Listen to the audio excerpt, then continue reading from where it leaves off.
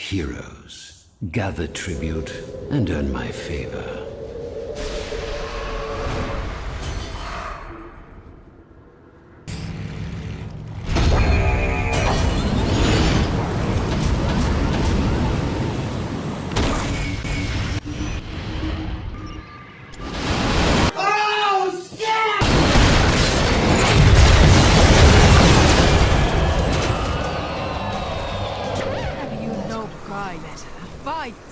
What the fuck was that?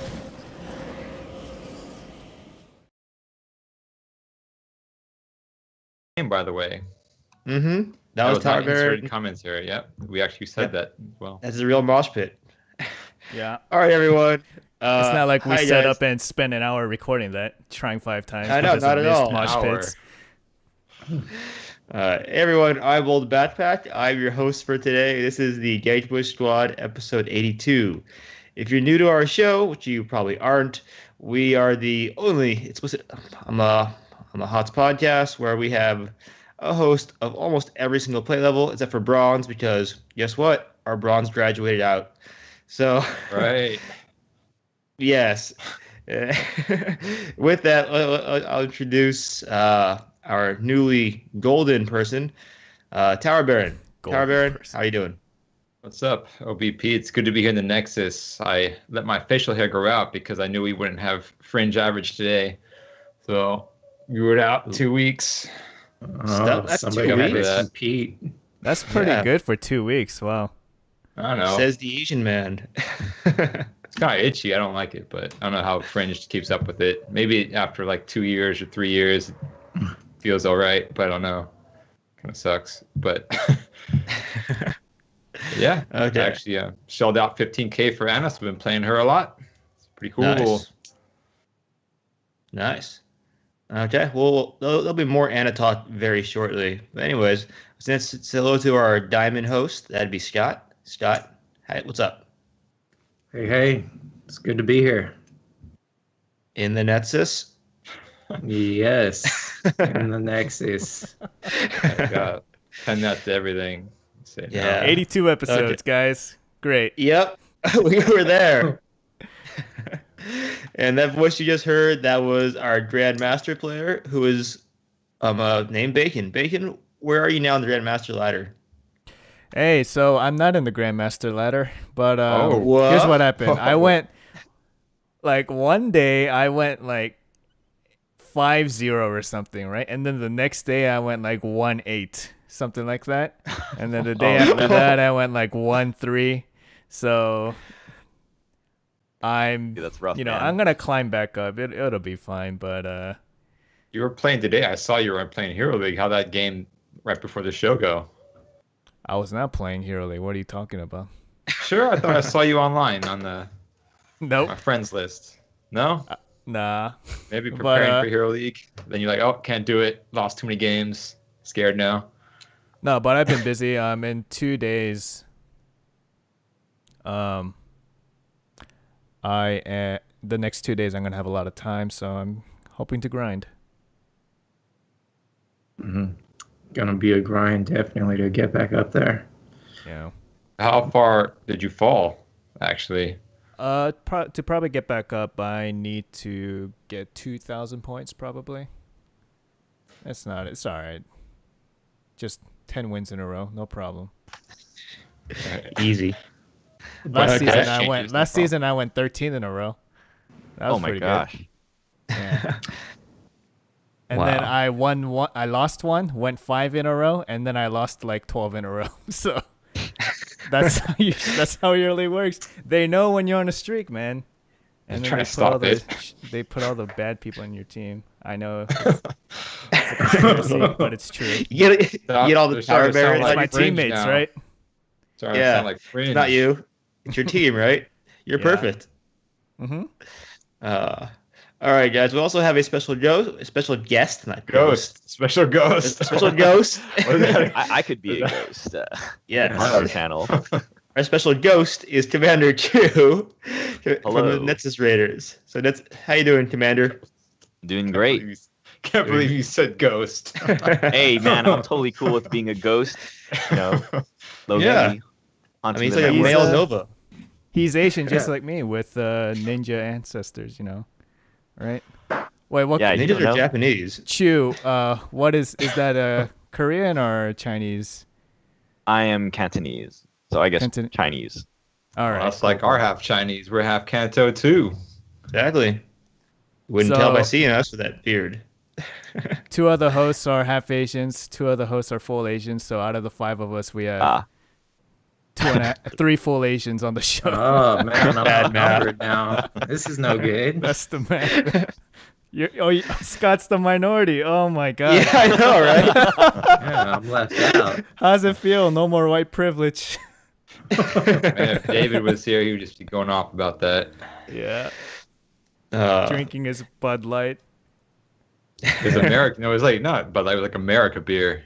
Yeah. Instead of It's called American. American now. Yeah, so Commander Chu, tell us about the Nexus Raiders and where they can find you. well, you can find. I mean, I'm not really on Twitter that often, but if you want, I am at Commander Chew on Twitter.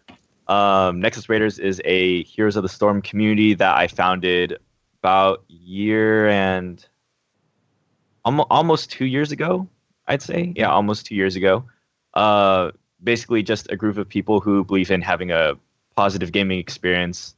And yeah, we kind of just grew from there. Like, it really started from me and like 4 other people in a Facebook group message, and now I think our Facebook group has like 320 some people.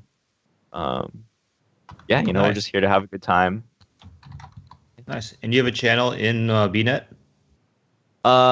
Yes, our channel is like Nexus Raiders, like with a space in between, not the actual word space.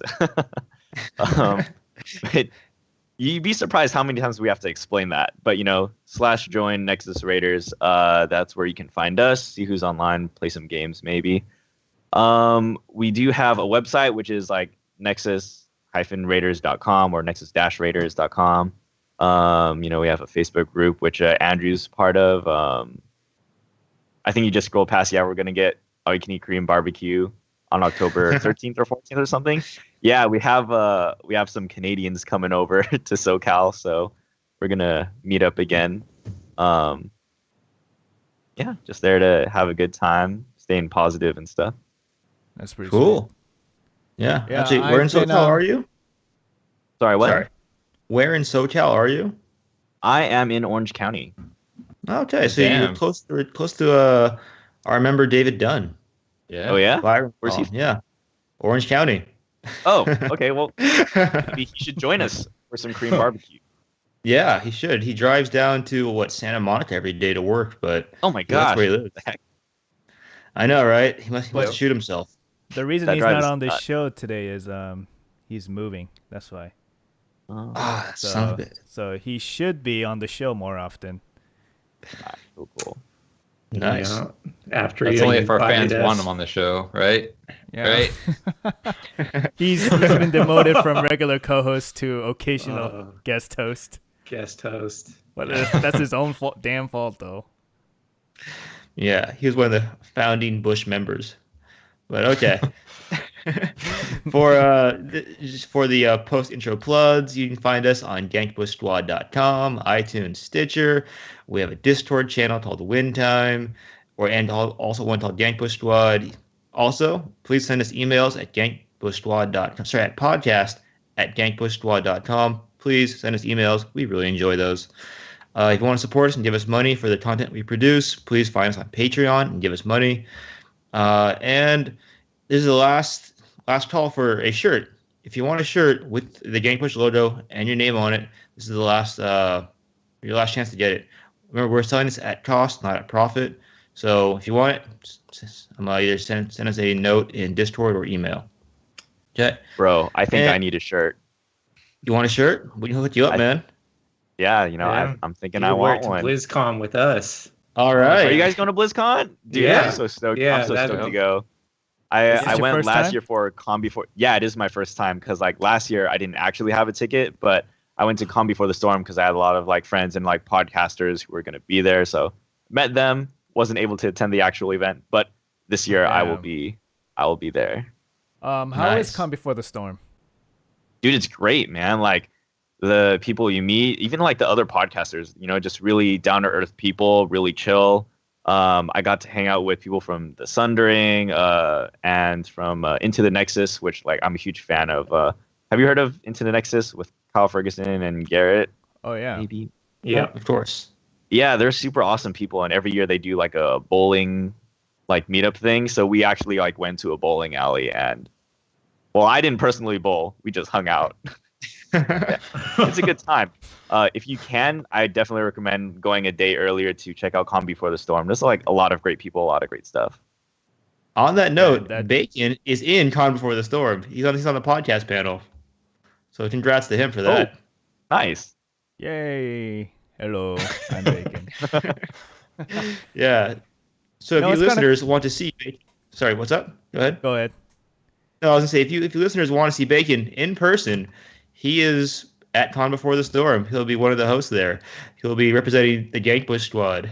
Oh man, I thought you were Making gonna give us out his know. address when you Guys, See I him. promise.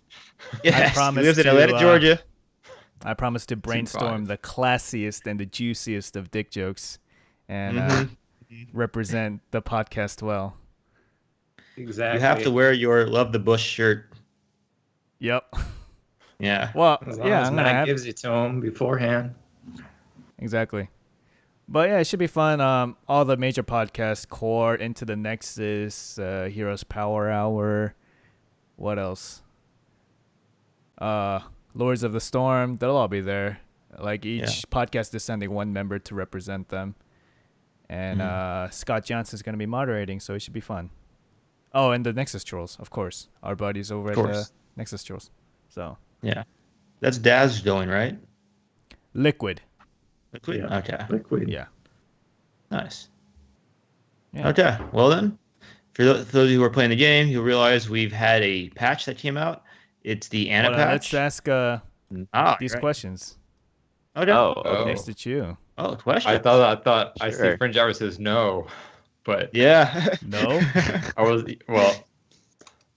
I mean, feel Wait, free no, to no, ask go That's in ahead. the chat. I mean, this. He's yeah, not let part Fringe of be the an show. asshole. all Yeah, right. I can ban Fringe from the chat, so it'll be fine. Well, So, in terms of Commander Chu, I mean, I've noticed that the Nexus Raiders, they have some podcasts and they've had some extra like video content that you guys been doing. Maybe you guys have been taking a break, but I'm just wondering if you guys have any actual special projects coming up, or if you're planning on continuing the podcast. yeah, so right now we're actually in the middle of our season 5 tournament. So Oh. that we kind of just have that going on every weekend. We've had we've had 4 matches so far, 3 official ones. The first one was just like an exhibition for funsies kind of thing. But yeah, we're doing round robin with 6 teams. So yeah, we kind of just have that going on right now. Typically we usually do like double elimination for our tournaments, but considering we only had like 6 full teams, we're just like, let's run with it. Let's just have a good time. Like we just wanted to get to playing games. We didn't really feel like delaying another tournament.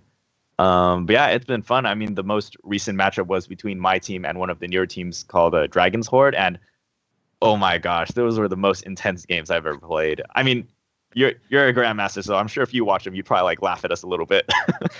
But No, man, yeah, it organized was play is great. so fun.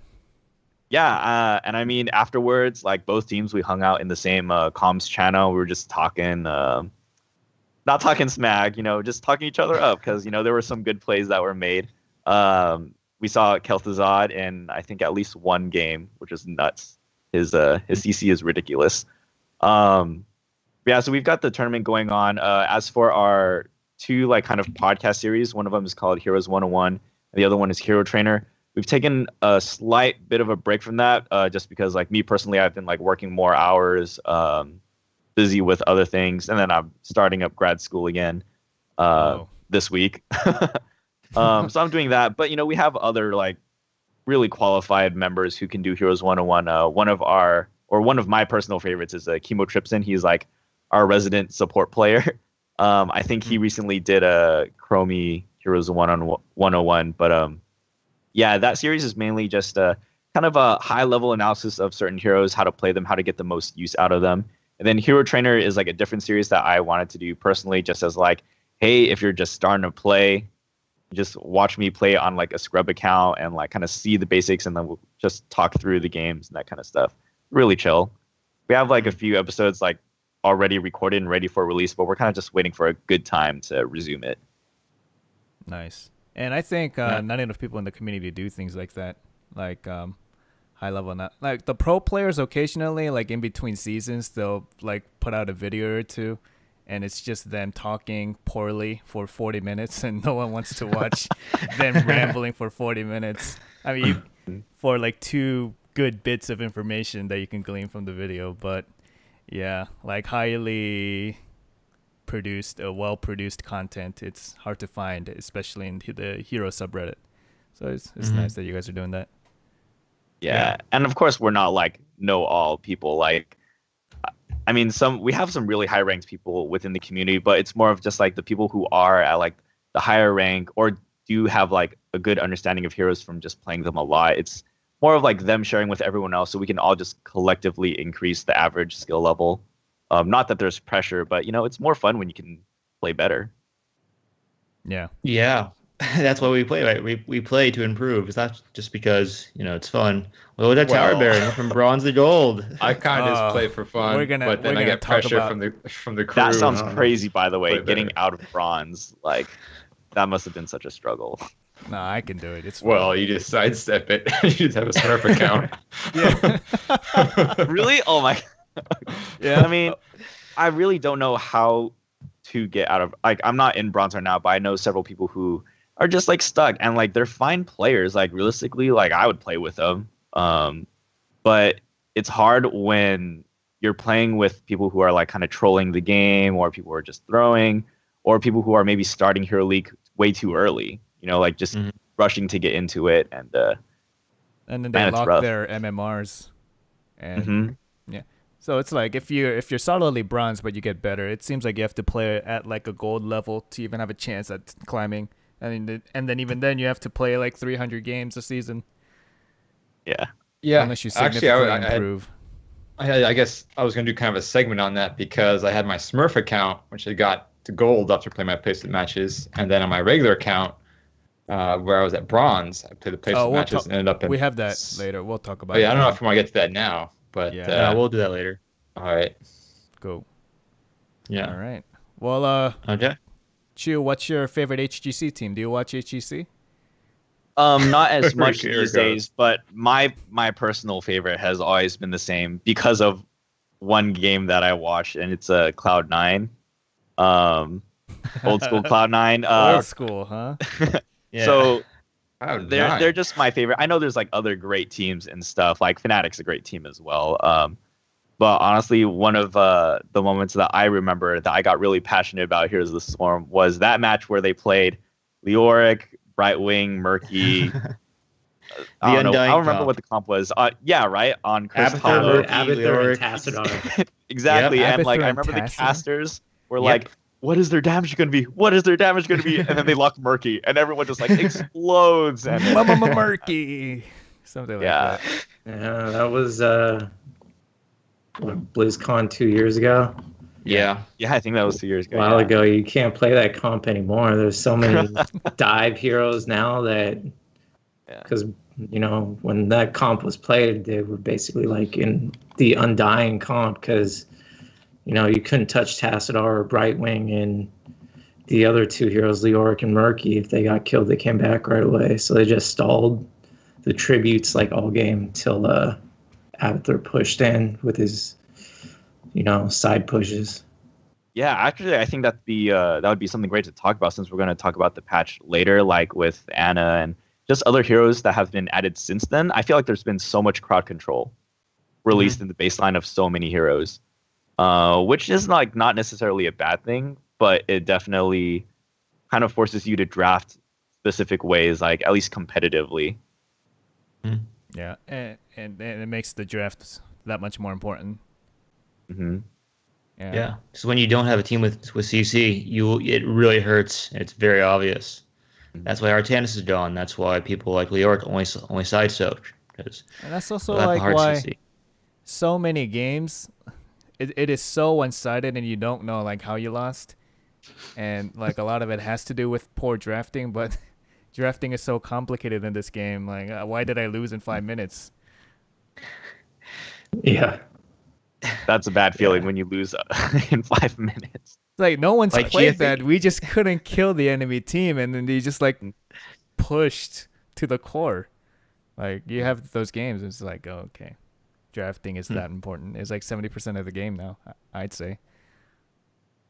Yeah, Yeah. I'd agree with that. Yeah, well, I guess it matters more the higher you go up. I guess it doesn't really matter so much about the comp. I guess lower level is more than just not making huge mistakes, but it's still, I guess, a factor. At least 30 or 40% for sure. Yeah, well, didn't you climb out of bronze with just Varian and Arthas and someone else? Oh no, it was Vala, Varian, and then I had to take a support. So sometimes I had to play support. I'd pick like Uther or Malfurion or something, but just pretty much those 4 characters. That was it. That's all you need. Like, yeah, you need 4 it characters. didn't matter what the comp was, as long as you just putting out damage as Vala or just diving in at the right time with Varian. Twin Blades Varian, by the way. So, Okay. Not even Twin Taunt Blades Variant. not even Twin a Blades Taunt Variant. Variant. But hey, Yeah. that's the proper way. If you're in the lower MMRs, you just gotta play No, your focus character fire. well, right? And you Yeah, just focus run fire. around, not dying and killing That's it. everybody. Shield wall. Can't do anything. Yeah. All right, guys. So let's talk about NA Hope, the 10K Grandmaster 1 who was banned for win trading. So, So what's yeah, win Bacon, trading? take it away. Okay, so when in the Masters, when it was unlocked for the season, you can place in Masters 1000, but they locked the Grandmaster leaderboards for 2 weeks. And what ended up happening is there was a player called the NA Hope who grinded a lot of games with. These are the rumors, okay? So they grinded a lot of games with and queuing at the same time with his friends. And once you pop in the game together, they would try to throw the game for the NA Hope. Yeah, We need to have and them they win. did that enough to get 10,000 points in 2 weeks of grinding. After So- 100 games. yeah, so it's like an 85% win rate, which is, if you're solo queuing, that's not possible in that amount of time, I guess. Even Rich at his prime had like an 80% win rate. So, and that's one of the best players in the game. And then like a day or two after Grandmaster Leaderboard was released, he got banned. Also, the number 2 guy got banned too, because I think he was one of the culprits with that. He had like Collusion. 7,000 points. I wonder how they found that out, though. Did someone just snitch on them, or they actually watched the games or something? Replays and stuff? I mean, they have all this data, right? So they can probably go through it. I don't know. You think you have to watch the games, though, to get Yeah, it actual was hard probably evidence. like You an can't just... in-depth research or something on it, where Blizzard put in extra resources just to make sure the credibility of the game wasn't compromised. Yeah, and I'm not gonna say his name, but I think we do know who it was. It was an HGC player, I believe.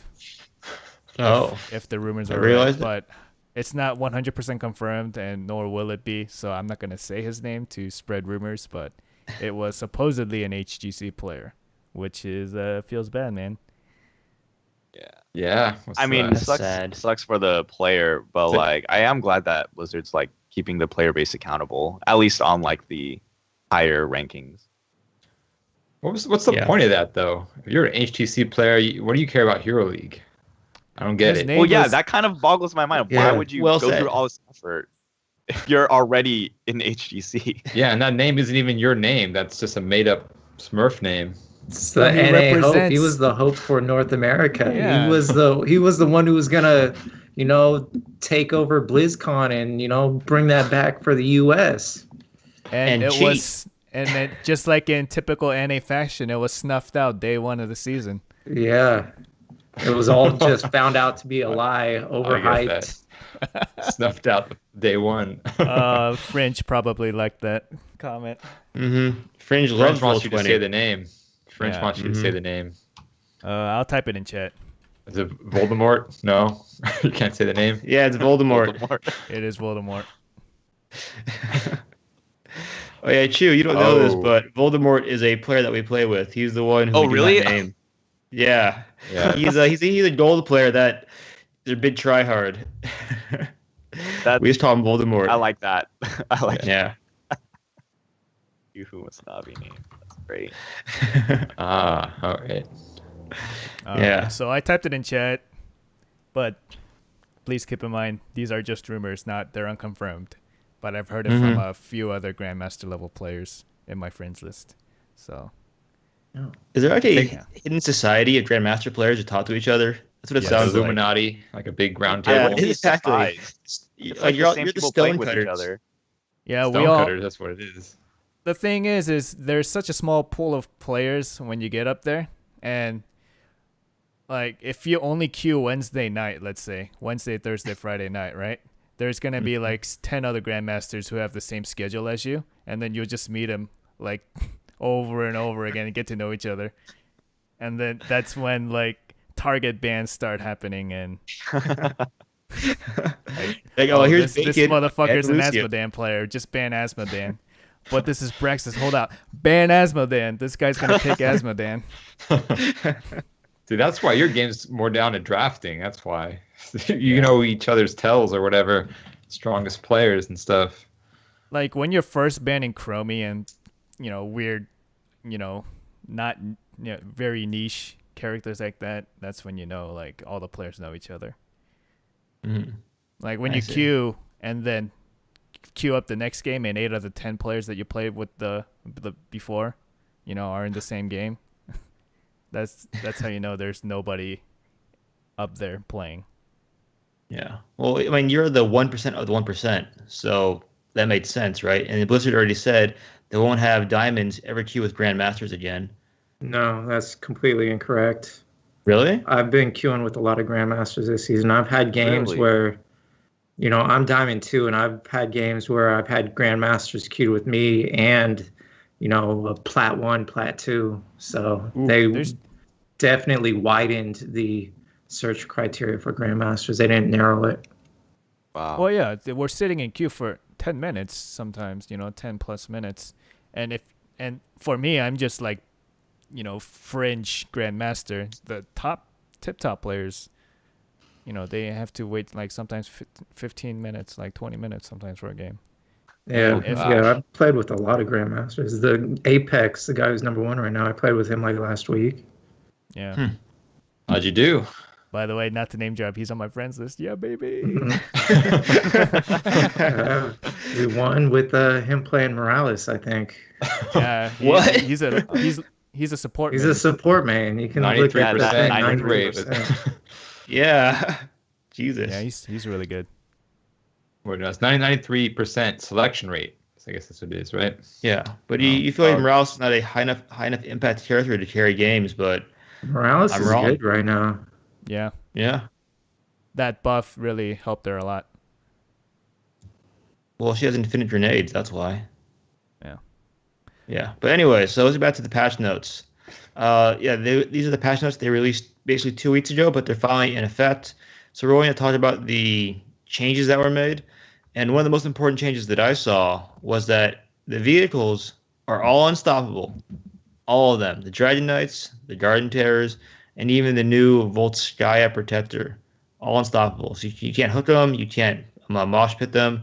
They're always, they're unCCable. So that's a big change. What do you think about that, That's Scott? Well, they balanced that. They balanced that with something else, though, right? Didn't they make them weaker or something? Not yet. Like stronger or something? Well, Dragon Knight they made weaker. They decreased the move speed of Dragon Knight by 20%, and Really? it's if you look at the patch notes, I was reading it by 20% slower, and they reduced its health by like 10% or so, 15. I don't know. I'd have to look at the numbers, but that's a very significant change, particularly on Dragonshire, where you move slower, so it's easier to kill a Dragon Knight when it's trying to walk to where it's gonna go, but there are no more delay tactics since you can't you're unstoppable. You cannot be CC'd. You'd see a lot of people like Diablo knocking them back so that there's less structure damage when the Dragon Knight's sieging, or like Garrosh using his Q. Like, these were important tactics to try and, reduce damage, particularly late game, to like save your core, where you'd have like a 5v5 core push, and you can't do that anymore. So, now during those times, rather than fighting at the core and having the core kind of help you, because it does damage as well, you might have to say, well, we can't afford to do that, and you got to take the fight to the enemy team outside of your base. Yeah, and to keep in mind that the movement speed and the health was reduced, but the DK still does the same amount of damage, and they buffed that recently. So he's more of a threat when it comes to siege. So you can't really just split push. You have to split push carefully if it comes down to that. And Chu, what do you think about this change? I mean, when I first read it, I'm like, oh my gosh, that's ridiculous. But in hindsight, like, at least when I think of my own plays and people I see play, we don't typically use our crowd control on the vehicles unless it's like kind of peeling them off of the core, because like they're only affected by it for like half the duration, right? Yep, or at least half duration. Normally. Yeah, so you would just get less value and you'd still be expending the same amount of mana. You'd be on cooldown. So now I think about it, we don't really use that much CC except for like peeling them off of the core. I guess it's like kind of nice because it makes the vehicle a little bit more valuable. Then again, reducing the movement speed of the Dragonite is kind of annoying because, like, especially a later game Dragonite, when you have to like walk from the shrine, like middle shrine, all the way to like the keep, like that's a significant amount of time. Especially if the enemy team has like a Greymane, a Tychus, and a Lunara. Anyone who does like percentage damage, that's a lot of time that they can chunk down your health. So that'll be interesting to see how much it affects the sieging. I think early game sieging, it's not going to make too much of a difference, but like definitely in the late game, probably be more difficult. I am going to miss hooking the Dragon Knight though with Stitches. So. Yeah, into your base so it helps him. I also like or love helping that hand hook, Diablo helping used hand to be hook. able to pick up people, flip them over, like go full John Cena on vehicles. Like, I think that was like the most hilarious thing, but now he can't do that anymore. So kind of a bummer. And proper thing Q is- placement also, once you get the quest, it chunks 10% in health. Right? Yeah. Those At least for in the comments, percentage-based abilities. Yeah, the comments you get they up say to 15%. they don't even really. It says in the comments they don't even really do it for strategy wise. It's just, well, we don't like keep any special rules anymore, so it's not really I agree with really that. backed by anything. Yeah, because Like- some of the abilities worked and some didn't. That's kind of not fair. Pain in the ass to learn them all. True, it does make it easier to learn, which I think is good for like, especially newer players to the game. How Yeah, many it's more maps do they consistent. have? Like 14 maps now, and you're expecting players to learn all the intricacies of each map, all the heroes, and the Yeah. talent abilities and combinations. That you're also like, hey, there's a bunch of these abilities don't affect vehicles, by the way. Have fun learning them. But some of them, but some of them do. So good luck. yeah. Yeah. Yeah. Also, in the patch notes, there's the Under the Hood article they had where they talked about buffing the HOTS AI. And so that actually went into play right now. Has anyone is it noticed? live? It's live, yeah. We now have a dynamic strategies AI. Has anyone noticed it? Anyone? I played an AI AI today with Fringe. Yeah. I don't know. Is it a new level? Or we just picked Elite or whatever the Yeah, highest. that'd AI be was. it. Yeah, it's probably the higher levels that they implemented. I mean, the only thing I could take away from this is hopefully when somebody leaves, your AI is a little bit better now. That would be the biggest change in the game. Yeah, I do have a story about that if you want to hear a story. Oh, I want stories. Quick. Go So for one time I was playing with 4 other people from Nexus Raiders, right? And we were all on comms. We were on Blackheart's Bay. And midway through the game, our support player DCs because of like just a local like thunderstorm type of thing. So he's not able to rejoin the game. but he's still on comm, so he can hear us like freaking out. We're just trying to play this Black Hearts Bay game with an AI support, and mid game we were all like, dude, we're gonna lose, whatever, let's just have fun. But somehow we won almost all of our team fights because this AI Uther would land the best divine shields ever. Like, we got like an amazing divine mosh pit. Like, I don't know how the AI knew that. This is before the recent rework. I think I was playing ETC. Like, I would slide, start the mosh pit, and then I swear, like, as one of the enemy players was about to land some CC on me, our AI Uther, divine shield, it was beautiful. And the problem though is the enemy team did like take out our bottom keep. So whenever my team tried to end the game, as soon as one minion attacked our core, our Uther AI would hearth and try to clear the lane. So there were 3 times when we could have won. We were like bum rushing their core, and all 3 times we were trying to figure out, why did we lose this fight at their core? We had everyone, and then after we all died, we realized that AI Uther had hearth to take care of the minions in the bot lane. It was Nice. With that, do embarrassing. you know about pinging AIs? Yeah, he was pinged. That's the thing. What? The Uther AI was pinged to me because I was playing the tank at the moment. So we were all confused. Like, he had left prior to me dying, which is like it was a big source of confusion for all of us playing, because we were like, wait, he was definitely pinged to us. Like, he was following me around. We were attacking their core. And then all of a sudden we noticed Uther is halfway across the map. Like, oh my gosh, what is happening? Anyways, that's my AI Uther story. He landed the best divine shields, but prevented us from winning the game. And then there's AI Valera, who goes into stealth and doesn't do anything the rest of the game. Seriously? Yeah. That happens? Valera uses her trait and then doesn't know what to do and then just moves around. I'm not. Never noticed that. I wish I was kidding, but that's literally what she does the entire game. That sounds entertaining to watch for one game. Yeah, for about 5 minutes and realize it's boring. So I think the way I understand it, a quick recap of how they changed the AI is before it was all scripted. And now the new system is that it's like there's a decision tree. So there's all these variables and weights that are added to the things in the game. So the objectives, split pushing, team fights, and they all have different variables. And the AI takes that into account and puts it into the decision tree and just reloads that every once in a while to make decisions in the game. And apparently, the higher level you go, the more it refreshes that decision tree to make decisions.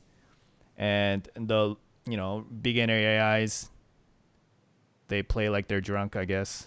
And then, I mean, That's according to Reddit, programming. According to Reddit and my own experience, they play like gold level players now in Elite AI.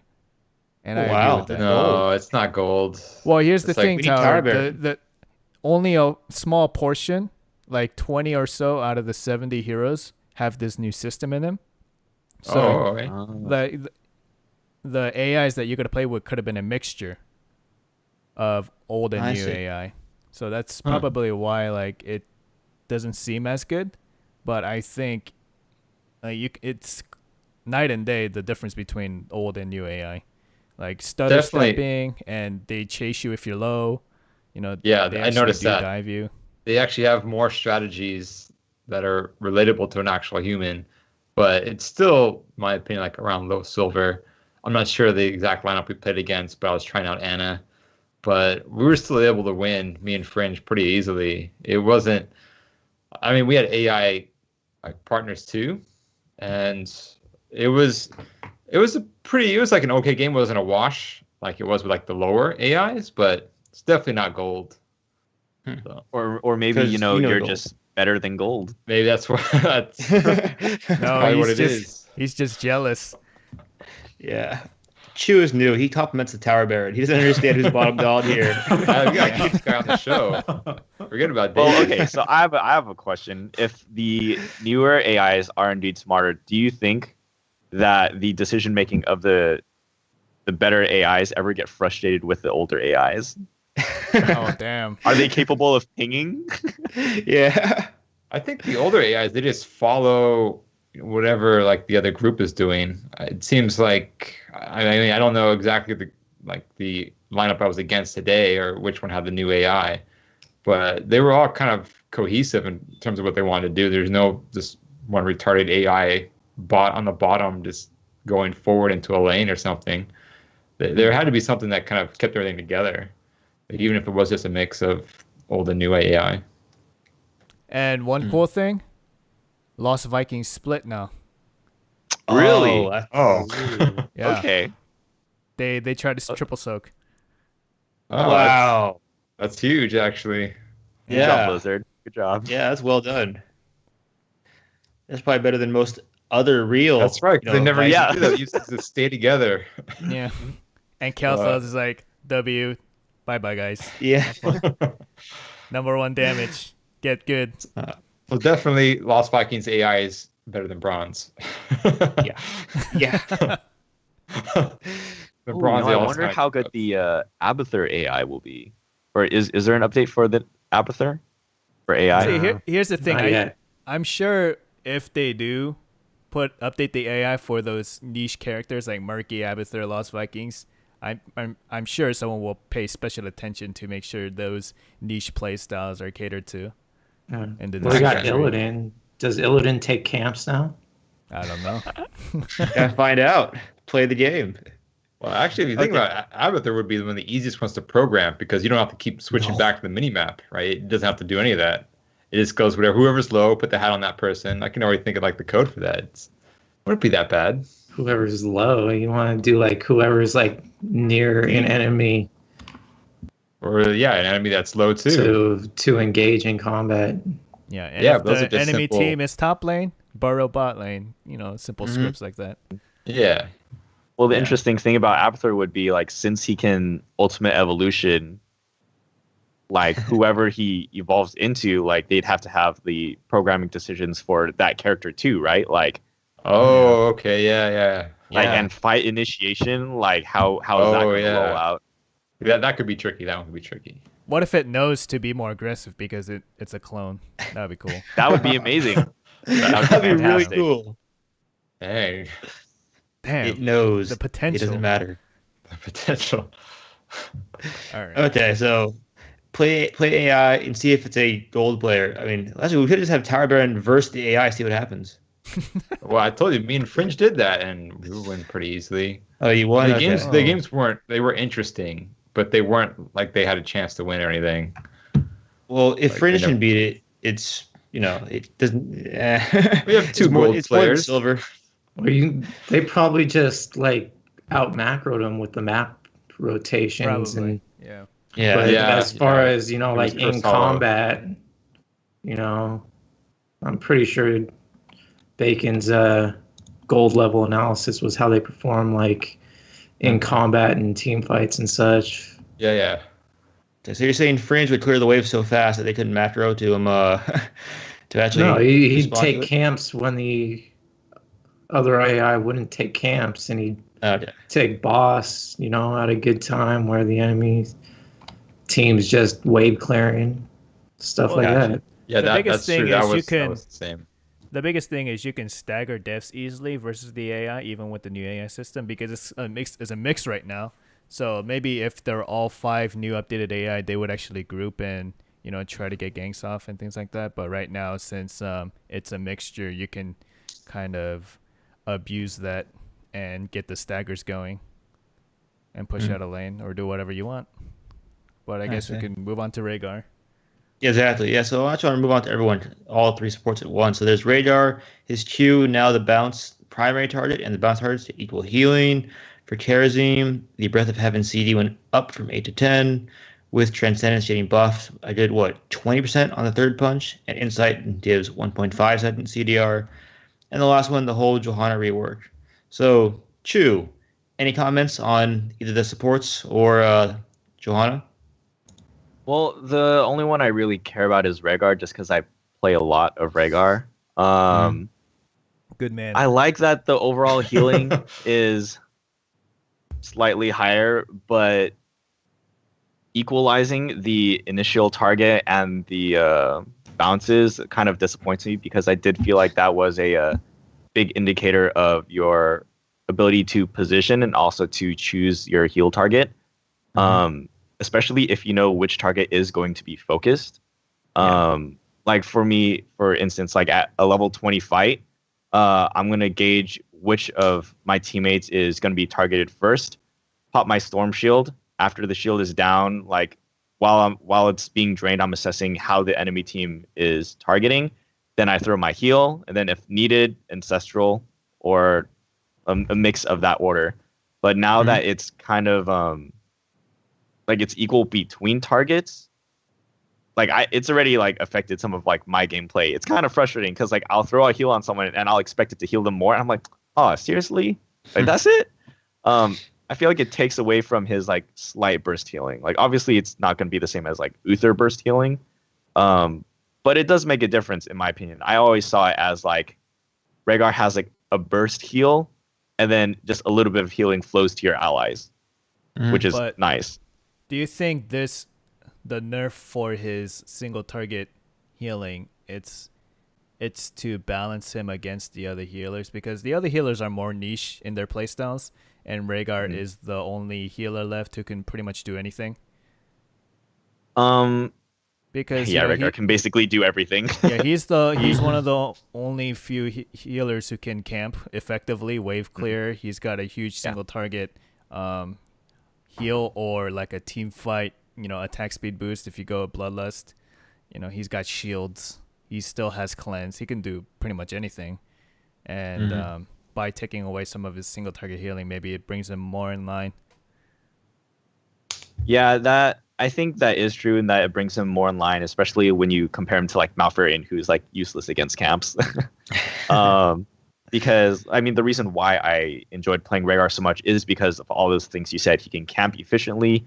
He actually wins lane against a lot of other heroes because of that primary heal number. And he's great in team fights. As a person who plays Rhaegar a lot, I'm disappointed, but I can understand why like this change was made.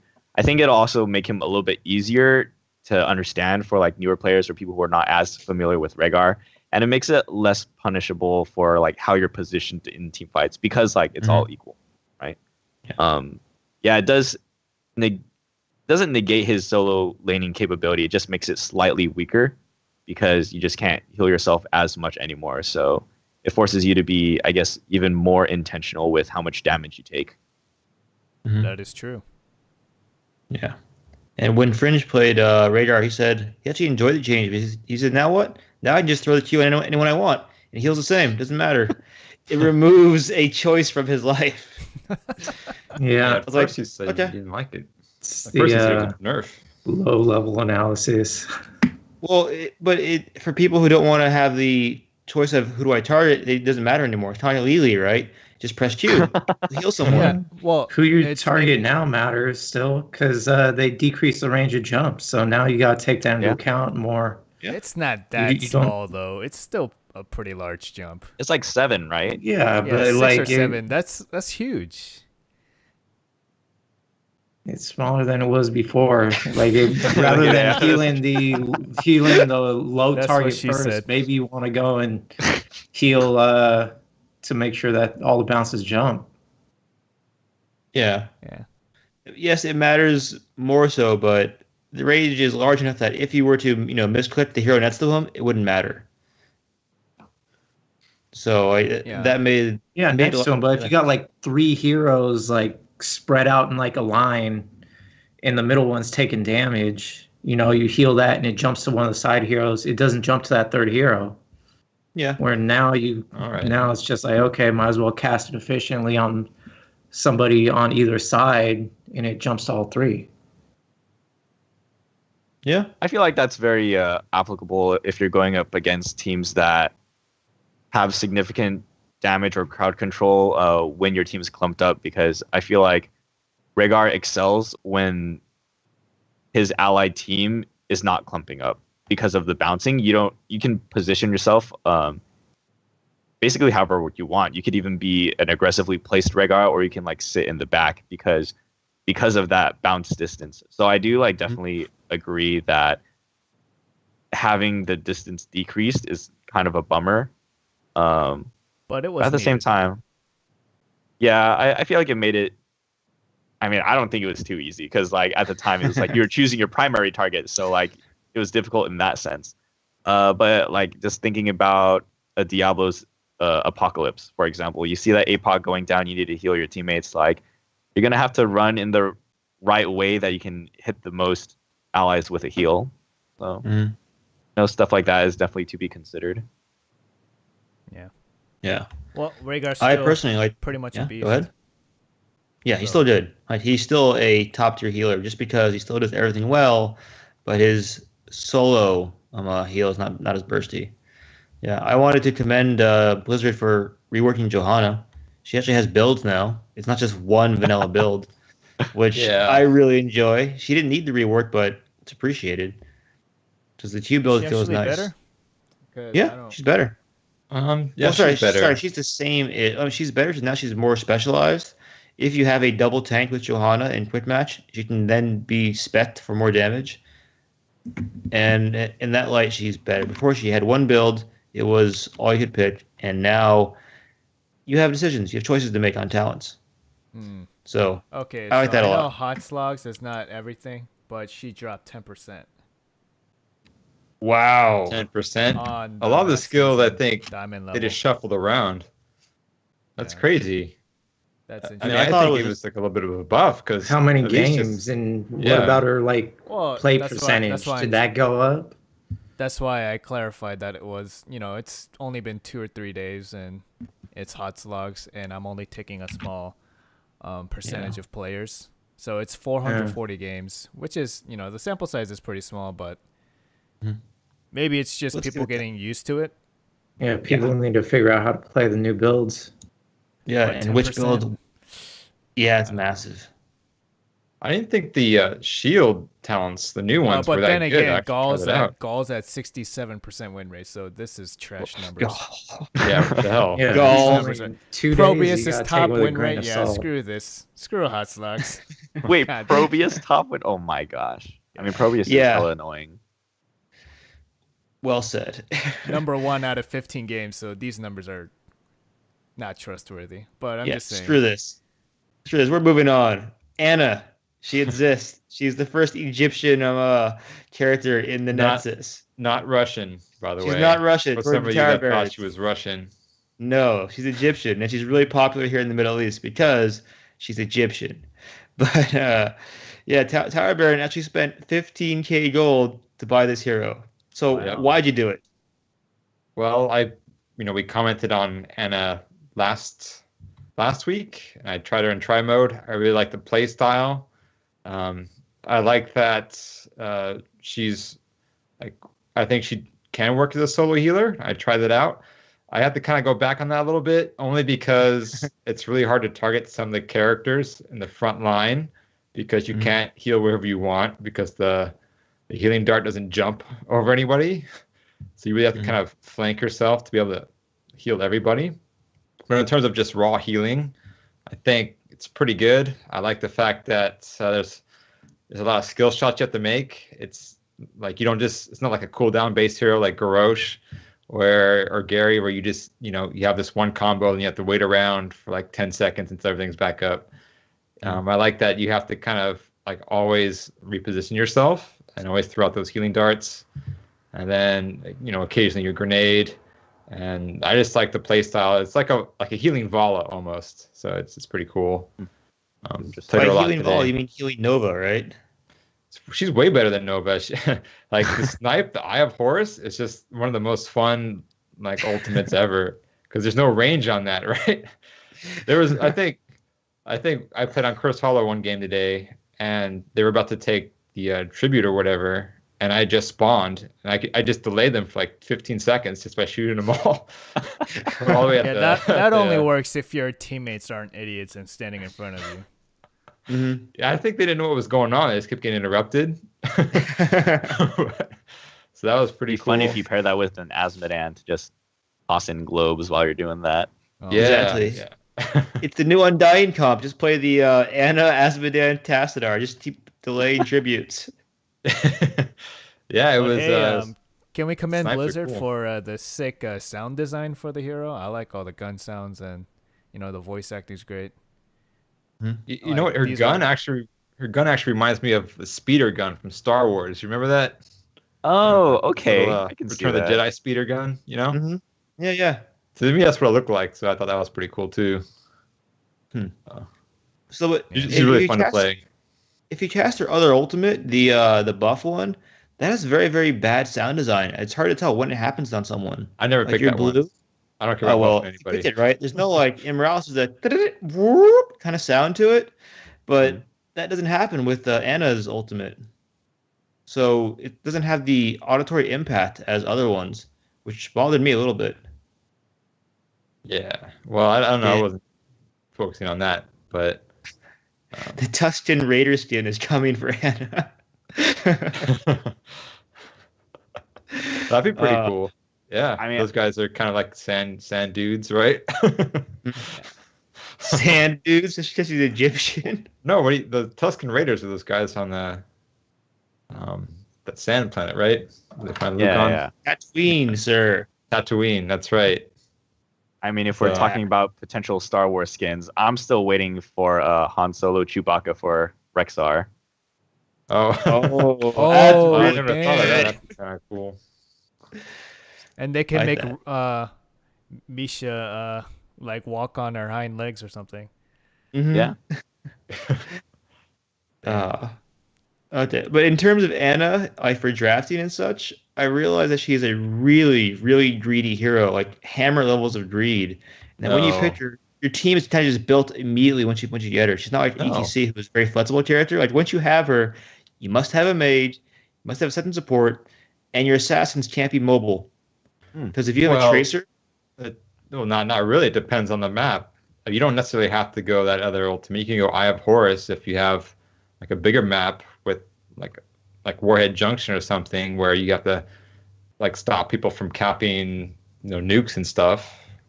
So I think it has its place. I think but it's your not ult is- necessarily. You always have to go the mage, stim drone ultimate. But don't you want your ultimate to be a team fight helping ultimate? Yes, you can poach someone to stop a tribute, but is that winning the game? Well, you're saying it like you're just handcuffed to that one automatically. I think it has its uses. My issue with And actually, Anna, when you think, can use it as a healing too. You can heal as well with that. So Well- I think it's it's a lot more fun too. So I don't know. I actually never actually went to Stim Drone Ultimate before. I don't even know if it's that strong. So it's Is pretty everyone strong picking it? if you have good synergy. Yeah. Yeah. The issue with Anna, right? She supports, as a double support, and her damage is not crazy high, and her Damage heals is low, and yeah. everything she does is skill shot based.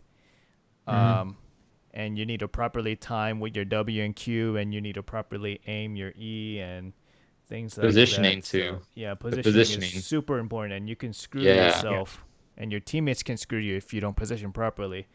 Yep. So it's all about the difficulty of execution. I think her skill floor is pretty high, and the amount of coordination that you need with your teammates to properly manage her potential, it's too hard in solo queue. Yeah. No, Would I you say think like in that way she's kind of like Medivh in that like your whole team needs to understand how her play style works? Yeah, yes, but I think even more so because body blocking is a huge issue when it comes to her queue. Yeah. Yes. If you're a tank and you dive, you're not getting healed. Yeah. yes. If you're positioned just really far back, like a very passive healer, yeah, that's one thing. It's like you can't. The healing dart doesn't jump. And- You can talent for it to pierce, but it's not her best skill. Well, that you have to kind of earn that as a talent quest, I believe. Exactly. I mean, double support works because the two supports can heal easily, right? Do you know what I mean? So Lucio just pops E, Rhaegar presses Q, Uther just presses W and Q. I mean, it's not very hard to get heals off, but with Ana, you have to properly coordinate with your positioning, and then if you have your W, you need to properly time W with your healing and possibly your friend's heals, and just it's too much work. And then you have to track the doses and stuff too. Yeah. Yeah. And she demands healing. That's the thing. Since she can't heal herself, she requires that her partner support use a good chunk of resources to keep Ana alive. And Her grenade heals her, I think. Like That's a a small little amount. bit. like 5% of her health is nothing. Yeah. Yeah, so. And if you're using it on yourself on cooldown, you're doing it wrong too. So since she mainly functions as like a second support, because like she has so much difficulty if she does solo support, what comp would you say she fits in? Like what other support would you pair with her? Lucio. Oh yeah, that's perfect. Then he will correct her positional mistakes. And Lucio has a good range of healing, so he can also stay in the back line. So that way Ana can kind of step in front of him to get the heals off. The W, her grenade, and Lucio's amp it up pair really well together.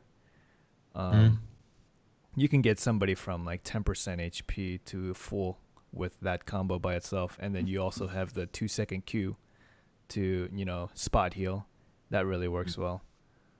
Yeah, I mean, I think her actual healing numbers, I think after a game I played against Stukov, they were pretty close. She does heal a lot, but you can't really always select who you want to heal.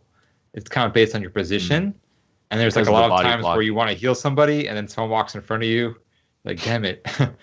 There's a lot of those moments. But just for raw healing, it's pretty good. The only thing is she won't be able to stand like as far back as like a normal healer, like Lucio. She's going to be kind of like on the side in the middle, so she can have like a line of sight to all her, like to more people. So that does kind of like make her vulnerable to, I guess, stealthy characters like Valera, because you're kind of off to the side, flanked a little bit. Yeah. Is there an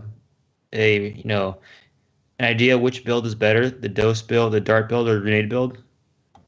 I don't think the grenade build is as strong. I think the dose build, the sleeping one, the sleep dart one is the one I go for, because when you quest for it, it's the one that gives you the piercing healing dart, I believe.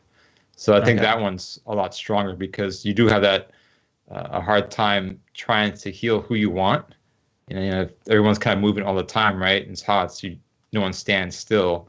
So if someone usually walks in front, or they like walk behind somebody, you can still heal them if you get the quest done. And honestly, like with the doses, I'm not good enough to track like the doses on everyone. So that level 13 talent, which I think improves the healing by how many doses you have on anyone, I can't track that. That's that's too difficult for me right now to.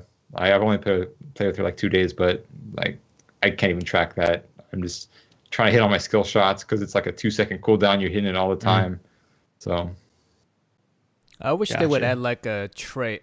I know it's not in the spirit of Ana's Overwatch character, but maybe if they added like for every Q you land, you heal for 10-15% of that damage or something. I know it doesn't really make sense, but something to keep her health up by herself. Yeah. Right? That way, similar to Morales. She's not so dependent. Yeah, similar to Morales. Support. Yeah. And it still keeps the skill shot thing in play. Yeah. Right. I guess similar to Tyrande too, then, right? Because does Tyrande still heal herself when she tosses out a heal? That's no! removed. Oh, they took that out. Oh, took that out. Rid of that when she got reworked. Gave that to Uther. Yep. Yeah, but you can still maximize that by auto attacking well. Yeah. Okay. So also in the patch, the Voltskaya map has hit the Nexus, and as we said last week, it's probably the most conventional map they made since Bratsis. and I like it. Like I can see this being it's made for HGC, even though the Protector seems undertuned, and once you get it, people tend to just dive past it and kill your allies behind you. But it's not bad. Still, I like the map a lot. It's a good compromise between all the new functions and the old ones too. So I really want to play it. And Commander, what's your opinion on it? Well, so with the Protector, it's controlled with like two people, right? Like you have one person who's controlling the movement, and they also get some abilities, and then the second controller also shoots out other abilities. Mhm. Like, I feel like it's like a similar issue with like how you can't draft Cho'Gall in like Hero or like Team League if it's not like the same, like the 2-person duo locking at the same time. Like, Mhm. I don't think it's bad. I just think it is a potential source of like toxicity. I can just already imagine like people like, oh, why didn't you choose this target? Oh, because I was going for this. You know, like, I mean, if you're on voice comms, it's like no big deal because you can just tell them what you want, what you're planning to do. But if that's a fear, that already happens on Garden Terror and Dragon Knight. Let's be honest. Okay, yeah, Yeah. that's true. That's true. You noob. Yeah, why the hell did you go bot lane? God damn it, you could just like Get keep damage. On that Yeah. bridge of death. Why? Yeah. I do like the conveyor belt mechanic. I think that's really interesting because like, I mean, for me, I play Tyrael a lot, so the Tyrael's Eldruin also moves with the belt, right? Oh, that's cool. Oh yeah. Yeah, so I think that could be really interesting. Like when I saw that, I was like, oh, you know, that's some interesting opportunity. Does that also mean that Medivh's portal moves with the conveyor belt? Yep. Yeah, it Oh, does. It does. All they said they went through all of the abilities and try to include as many as possible. So creep tumors, portals, Gazla turrets, they all Creep tumors. yeah. Wait, oh, that's interesting. Yeah, Yeah, so you know, it's as it's going around, it slowly creates creep, and then it slowly dies, and then once it's on another rotation, it slowly creates creep. So it's just like a crappy donut of like slowly fading creep. It's not even good. To make it work, you need to use like 6 tumors. Yeah, so I think it's really interesting. I don't know if it'll be good or bad. I mean, it'll probably mess up people more than help people, but it's an interesting mechanic because it does set precedents for like future map mechanics, right? Having some sort of like terrain that can move objects. I think that's really interesting. Like, does that also move Kel'Thuzad's like ice spike thing? Yeah, it I moves. imagine should. so. Yeah. Yeah, like it just make it that much harder for him to land skill shots. So maybe that's something to consider picking Kel'Thuzad on that map. Now, there's like 10, 14 maps on the rotation depending on which mode you play. And how many games have you guys had so far in the past 2 days on this map? I've had I've had zero. none. Zero. I haven't played. It's like I played like 5 games today, like not a single one. Right? 0. I played Yeah. like 10 games. 0. What's up with that? Yeah. Didn't they Yeah, say it that's was kind- in the rotation already, or is it, It not? is. It is Supposedly. in the rotation. It's in the It's hero there. rotation and it's in the quick match. It's on every mode. I We just haven't can't seen find it it. yet. At least not in like the quick match. Anything outside of custom games. I don't think any of the people I know have played on it. Yeah, I've been spamming games. Are we all onto day something here? yesterday. No, it's in the map pool. Come on, goddamn it. I don't know. It's not a Let's conspiracy. play this It's map. in the game. I got Cursed Hollow 2 times today. Yeah. Man.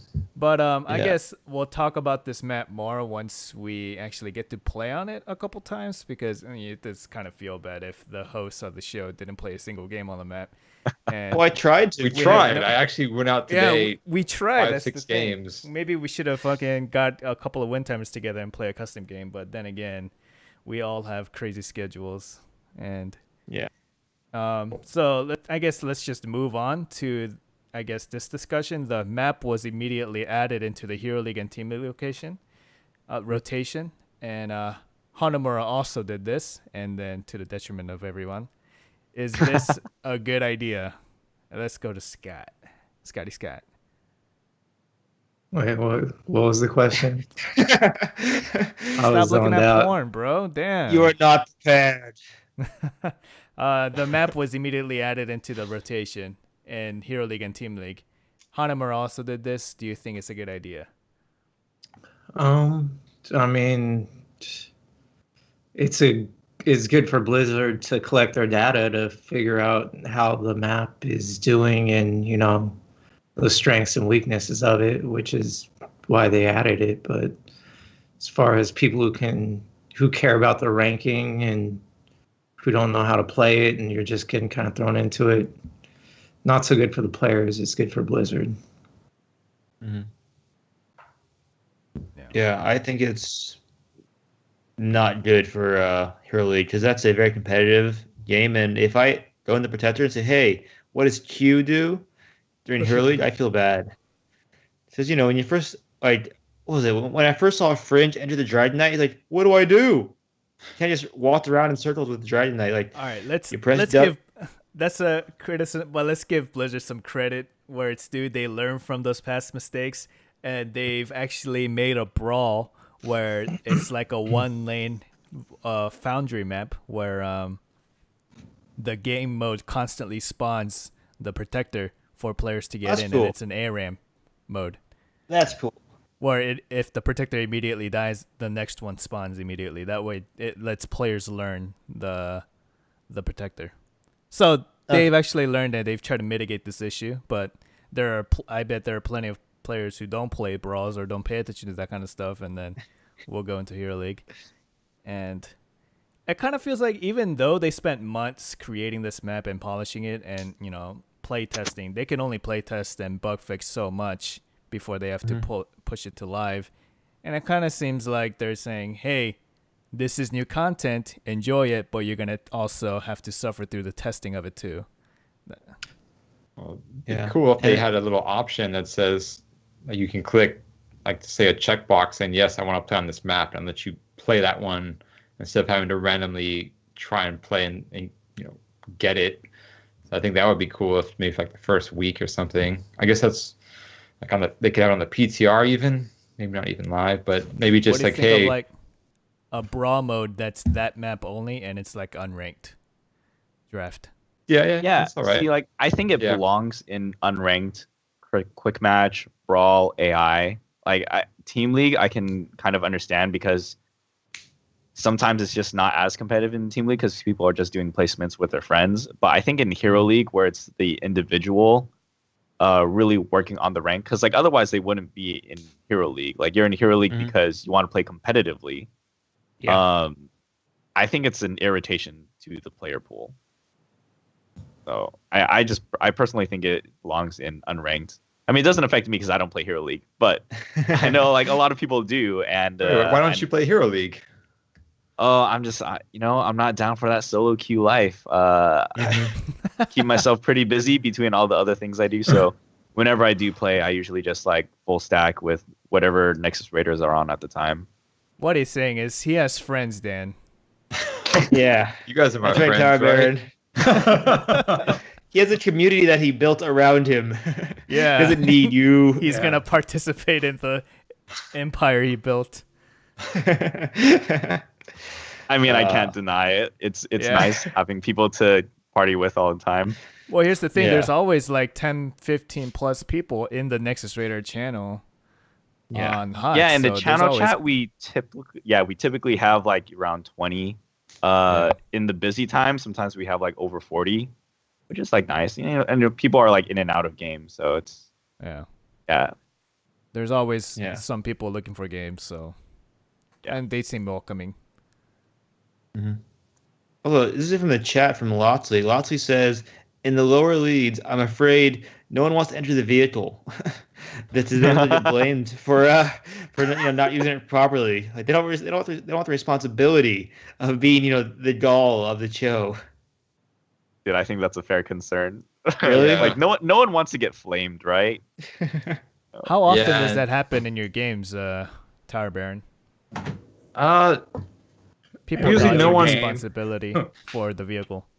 No one. Well, maybe not as often as you'd think.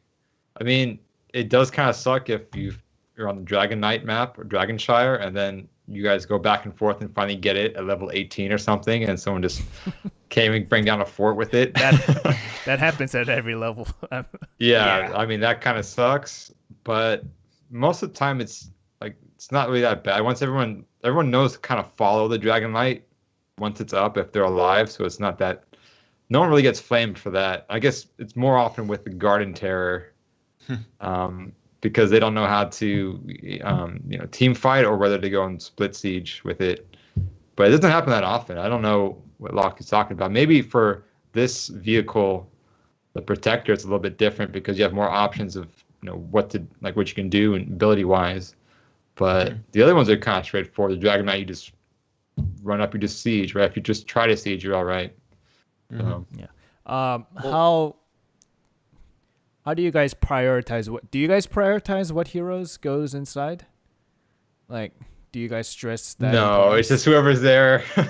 It's like whoever's there. Okay.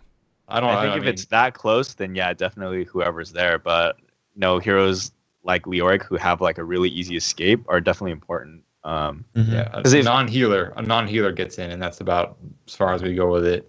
Non-support. Unless it's like a really tight window in my games, some people actually get pissed if the wrong hero goes in, which is weird. But whatever. Really? It's a one objective anyway, but there's you can optimize the objective by properly. Like if a Sylvanas gets into a Dragon Knight, that feels bad, right? Oh, yeah. It's kind of like, yo, Sylvanas, we needed you to disable them powers. Like, if there's a Zagara, you don't want the Zagara to go in because she's going to be in bot lane, pushing out that lane while the Dragon Knight's in the top lane. So there's things like that to consider. Well, one thing that I liked about the vehicles that, I don't remember when this was included, but like when the vehicle expires, there's like a knockback for all the enemies in the area, right? So that does like help the person escape a little bit. But I'm imagining like, what if it's called the Protector? What if the person controlling the Protector, like the vehicle dies in an area that they're just surrounded by the enemy team? Then now like two people died to the enemy team, and they're just like super screwed because of the driver's decision. Like that's definitely a scenario where I can imagine people like not wanting to get flamed and not wanting the responsibility of driving. Okay, yeah, then the driver shouldn't have done that shit, man. Exactly. Well, yeah, exactly. simple answer to a simple problem. Yeah, you blame Joe. What happens if the driver like does that? So then the rest of the team is like, all right, we're not letting this guy drive. What happens if he takes it again, but then now no one else on the team wants to be the passenger? So then you just have like a wasted Protector. It still functions without the second person. That's true. Yeah.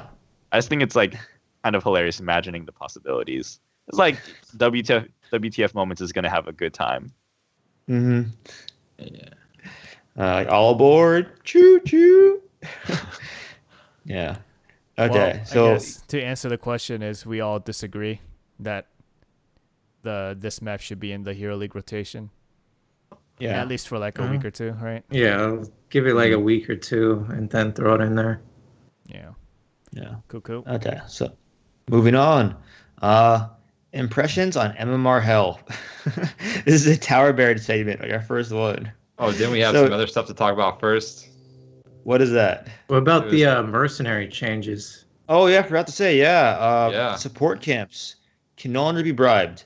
That goes to Hanamura when it returns, and it's Gaia Foundry right now, which is really big and very important.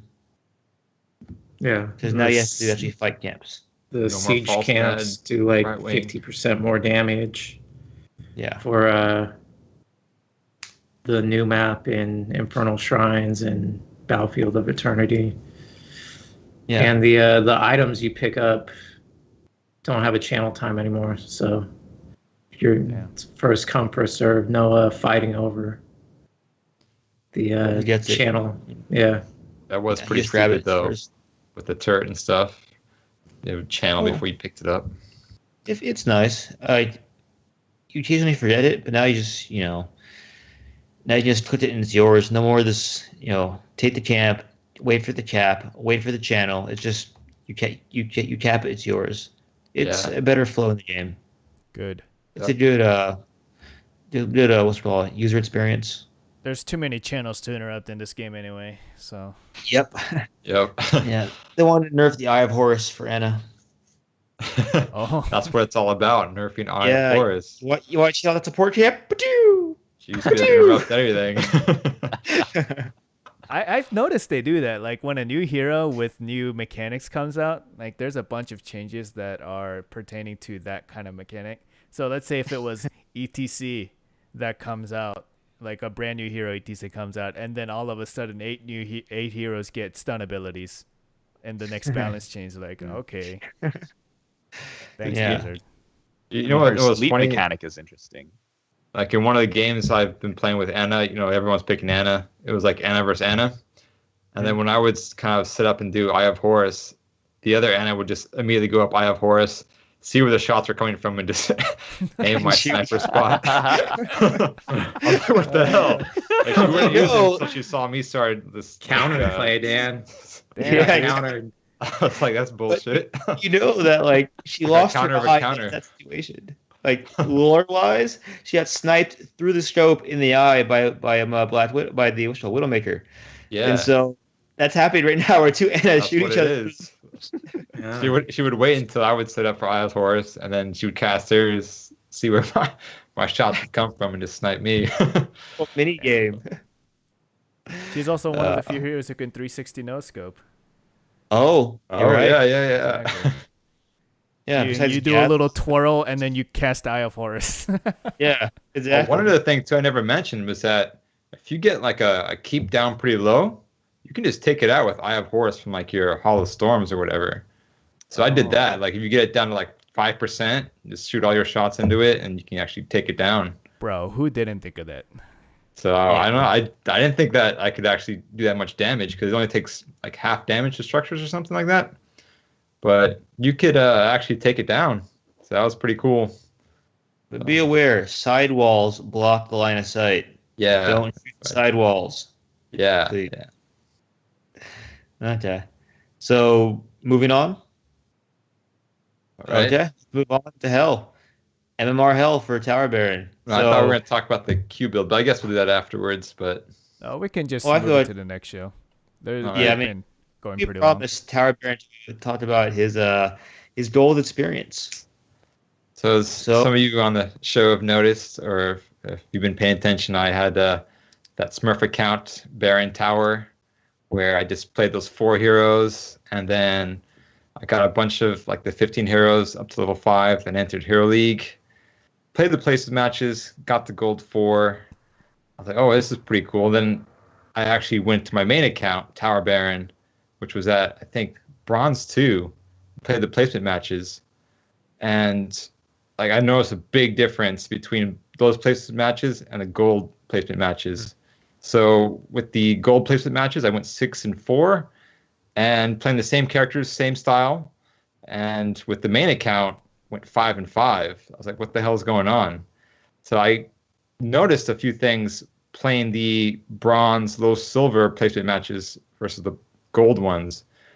Is that in the bronze silver placement matches, the fuck ups are bigger, a lot bigger, and it makes it a lot harder to kind of climb your way out, like from your team out of that hole.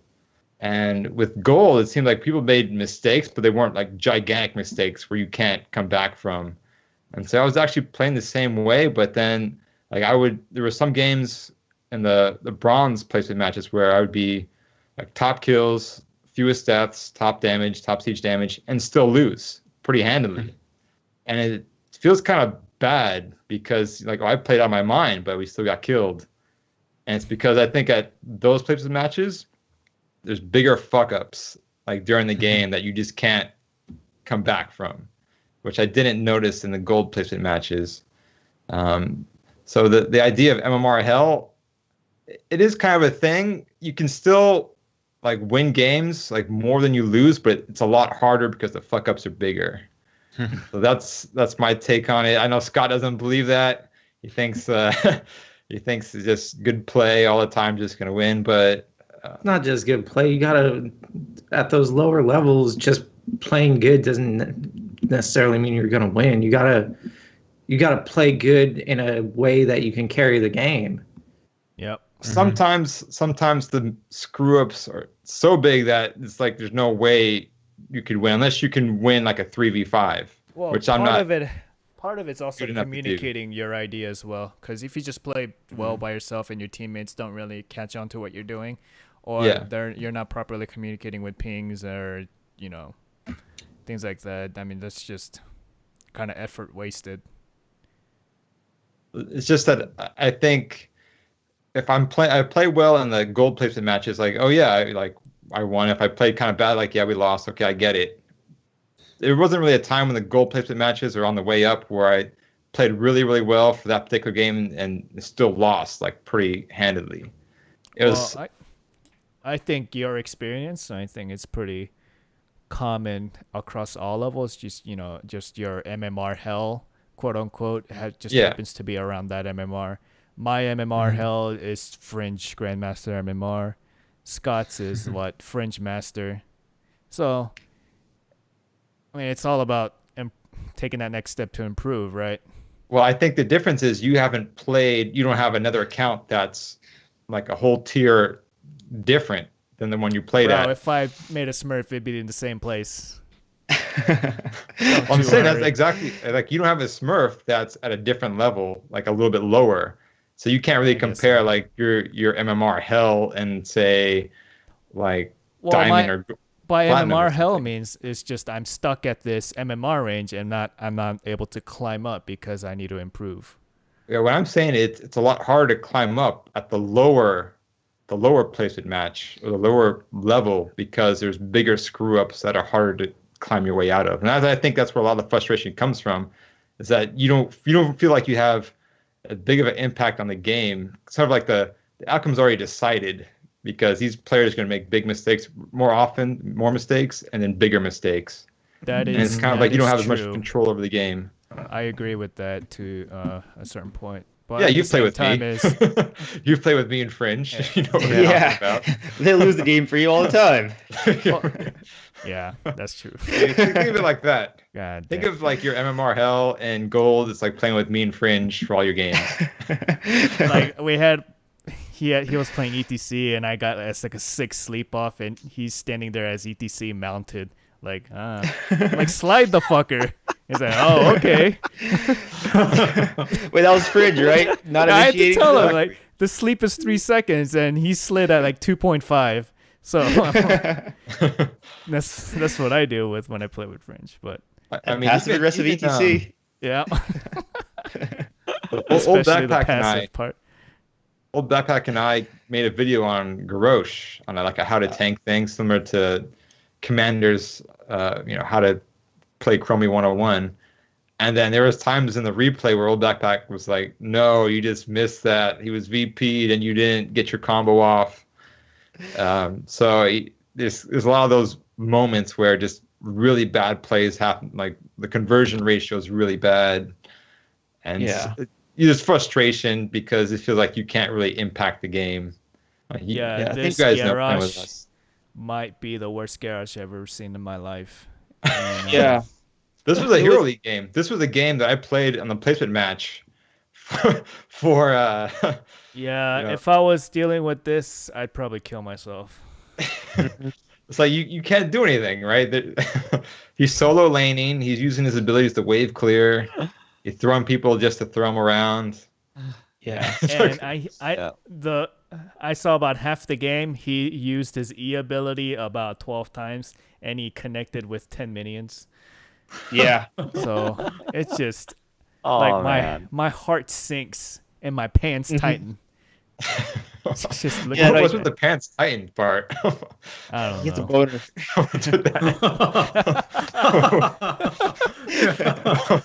Bad play Is turns it him like on. blood going into your legs or lower body or something? I just feel bloated when I see it play like that, That's just called a confused boner. No, but part of my point is the lower you go in MMR, the higher you can climb, the more improvement there could be, to get out of it. But like we can all understand not everyone has 40 hours a week to dedicate to this game, or access to higher level players to actually go through replays. So oh my god, this garage. I like that. The Yeah. worst garage play I've ever seen. Oh, His he name threw is- a his- ball into the towers right there and killed her. That was terrible. He didn't throw her again. I know, that it's on happens a cooldown. lot.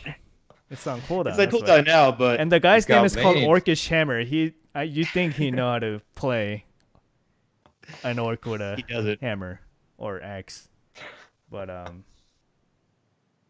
yeah. You got that solo lane, solo bot lane.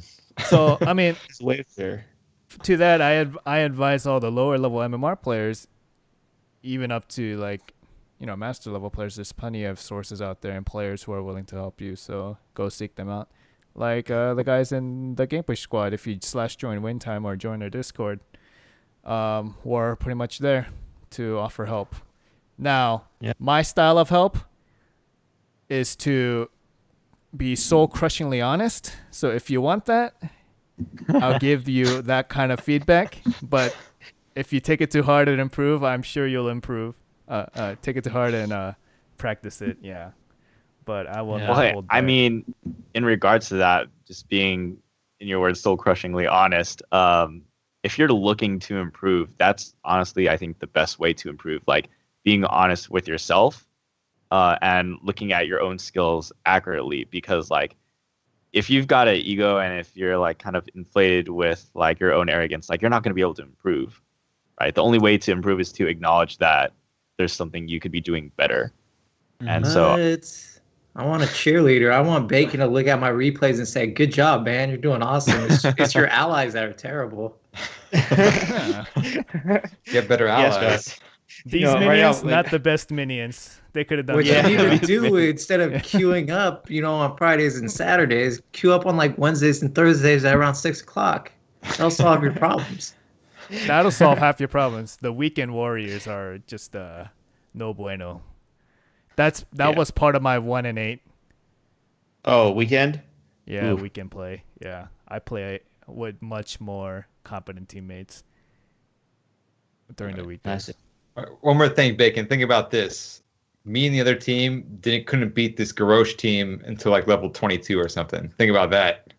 Think about Yeah. that.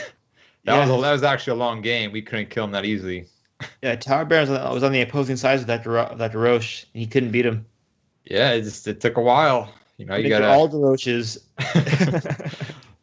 So eventually won, but it took a while. So Yeah.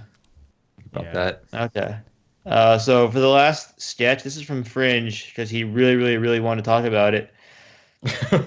This is. You this can't is tell, a- but it says "Do not delete this." Fringe. Yeah, I know. He really wants to talk about this. Must talk. Very important. The question is, should bananas be on pizzas? This is in response to ADRD tweeting a photo of his pizza. That's a Hawaiian pizza that has ham, pineapple, and bananas. So we'll go with that disgusting thing right there. Bacon. Do All right. do bananas belong on pizzas? Now, Not as before much I as answer this bacon. question, Yeah, I know. Yeah, as I said, Oh. that's anticipated. Like, Dropped it. this kind of pizza reminds me of Korean style pizza, because Korean style pizza is very gourmet-ish.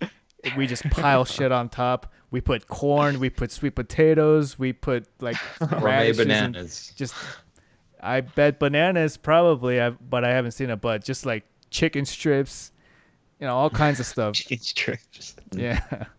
So Jesus. I guess that guy, he likes bananas, but this is the first time I've heard about bananas. I've heard about like pineapples are fine, ham's fine. It's like your typical Hawaiian, but I mean, if he likes that mushy texture, more power to him. He's just weird. Commander, would you eat that? I think it's the texture that gets me. Maybe if they were like fried bananas that were like Deep maybe like fried. a little crispy. Yeah. No, I could kind of see that happening. I mean, I don't really think bananas themselves have that much flavor to them. It's not like they're like Maybe- sausage or anything. Maybe grill them with a little bit of sugar, get that caramelization Ooh. caramelization going. Mhm. Yeah, see, I'd be down to eat that, but I think like what I'm looking at now, it's like not like I'm so confused by like how this banana is seasoned. I Yeah. don't know. I mean, he's a professional gamer. This is like the most like fruit he eats all week. Dude, maybe that's where his powers come from. Got to get that potassium. And Exactly. look at his message. He puts a little tongue face at the end, like he's saying, "Oh, look at the gourmet shit I'm eating." No, you're not. So you have problems. Yeah. Maybe his health advisor just said, "Hey, you need more potassium. Just eat bananas." Like, Oh, have that any of you could be guys it. ever watched Parks and Rec? Yo, maybe Nope. maybe this is part of the HGC lifestyle. He's just sitting at home all day. He needs to eat more potassium or vitamin Yeah. D or whatever. Yeah, that's what I'm saying. He's a gamer sitting inside playing for 10, 12 hours a day. This gives him that staying power in that 12th hour You got to get that know, nutrition keep- somewhere. to come out finish strong. Well, Yeah. who here likes pineapple at least? But forget about banana. Dude, pineapple. I like. I love pineapple, man. I love It's great. pineapple I on like my it. pizza. Well, it's just I don't another eat sweet pineapple fruit. on pizza though. Also, remember, if you're a porn star, eat pineapples. According to Fred. That's what Fred yeah. taught us. Or drink pineapple juice. Yeah, every yeah. day. Say the juice. That's what porn stars do, apparently. Just Right. chill pineapple juice. Well, Well, thank I you for think that bit of information. the banana only works because of the pineapple. You can't just have banana by itself. That would be gross. But if you have another sweet fruit on it, like a pineapple, which does work, To pair it. Dude, yeah, I it think can't, apples could work. it can't help it by itself. It's got to have something else to go on with it. Yeah. Yeah, the texture is just would be kind of gross by itself. Yeah, It's but just human. ADR, you have problems, but if you want to be on the show, we'd love to have you on. Oh, yeah. You can come in here and defend your pizza choice. Yeah, Yes. we had worked through your issues. Look, I'm condemning your pizza style, but my culture's pizza is a disgrace to humanity, so I don't have much. You don't have a leg to I stand don't have on. anything to stand Korean on. gourmet so, pizza is actually pretty good though. Like the ones that like layer on like all the chicken and like some other stuff. It's pretty bomb. I It's guess it depends where you go. It's very heavy though. It is very heavy. Like you Yeah. can't have that plus other stuff. Like that's your only meal that you're It's eating. like you eat a slice and then you got shot in the ass with a tranquilizer. You just like passed out on the couch. Like, holy shit. Oh, We ordered a small. Can't finish it. Oh, dude, Ogre 22 fried banana, bacon, and peanut butter pizza. Peanut butter. Okay, so No, banana that's- and peanut butter that's goes sticky. together.